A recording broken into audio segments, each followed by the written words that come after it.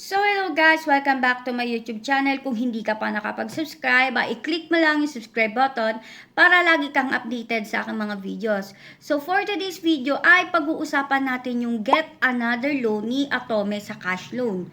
Paano nga ba ako nagkaroon nito? Kung gusto niyo malaman ko paano, ay stay tuned lamang. So nung March 28, 2026 ay nagkaroon ako ng notification galing kay Atome na meron daw akong cash loan reward. So, inisip ko kung ano yon. So, nakalagay dito ay apply for another Atomic cash loan and get approved faster than before. Qualified nga daw ako sa another loan para sa cash loan. Akala ko dito is binigyan nila ako ng another credit or ng another limit para pwede ko siyang utangin. Kasi ganun din yung sa G-loan kapag nagkaroon ka ng get another loan o kaya sa home credit cash loan is ganun yung ginagawa nila na binibigyan nila ng bagong credit or bagong amount para pwede mo siyang utangin ulit. Which is pagka-check ko dito sa may dito sa aking cash loan is same pa rin siya. Walang nadagdag, walang nabago.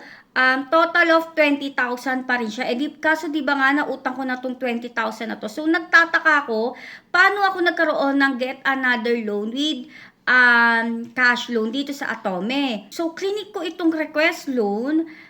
Tapos, nagulat ako is nag-go siya. So, ibig sabihin, kapag nagbayad ako, pwede ko na rin yun agad-agad utangin. So, before kasi, kapag clinic-click ko yan, ang nakalagay is request loan pa rin. Pero kapag clinic ko na siya, ang lumalabas na is, sorry, we're unable to process your application at this time. Please settle your bills before applying for a new one. So, sinasabi nga, natapusin ko daw dapat muna yung inutang ko bago ako makautang ulit.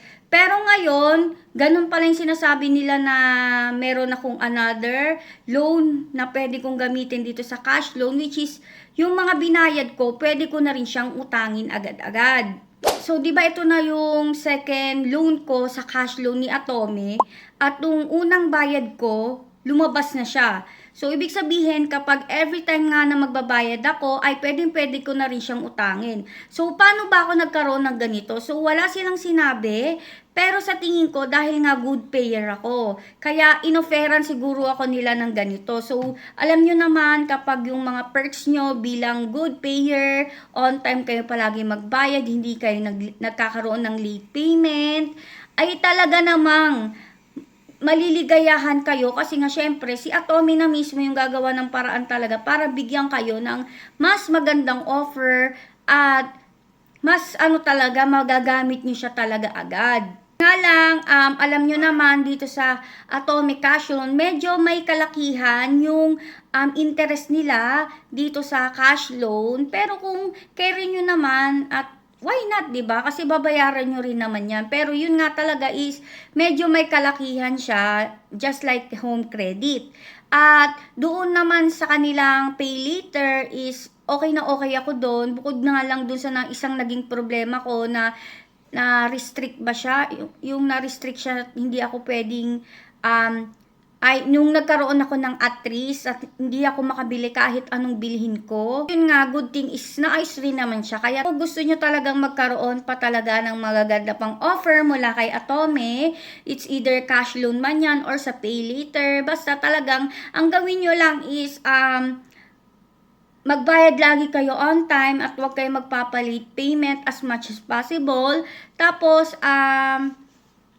palagi nyo rin gamitin si pay later. So, yun nga na. Sana may natutunan kayo sa video na ito. Thanks for watching.